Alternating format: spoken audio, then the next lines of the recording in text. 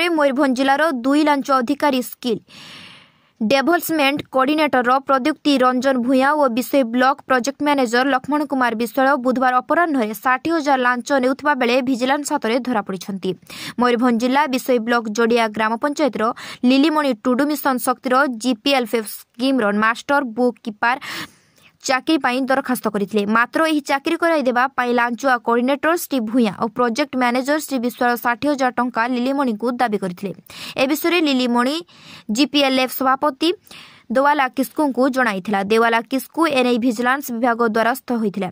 योजना मुताबक बुधवार अपराह्न रे विषय ब्लॉक कार्यालय ठारे कोऑर्डिनेटर प्रद्युक्ति सभापति देवाला किस्कू 60,000 टंका लांच नेथिले। पर 30,000 टंका लेखाएं प्रोजेक्ट मैनेजर श्री विश्वाल और कोऑर्डिनेटर श्री भूया भागबांट करि नेथिले। एही समय पूर्व सेठारे लुचि रहितबा विजिलेंस कर्मचारी माने एही 2 लांचुआ अधिकारी को काबू करि नेथिले।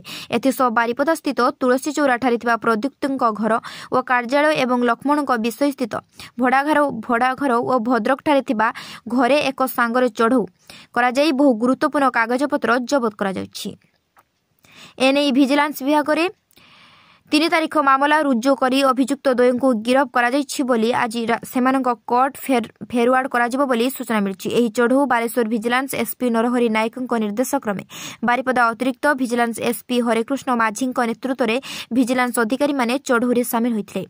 मयूरभंज रायरंगपुर श्यामलदु परिणाम रिपोर्ट स्वस्तिक रिपोर्टर।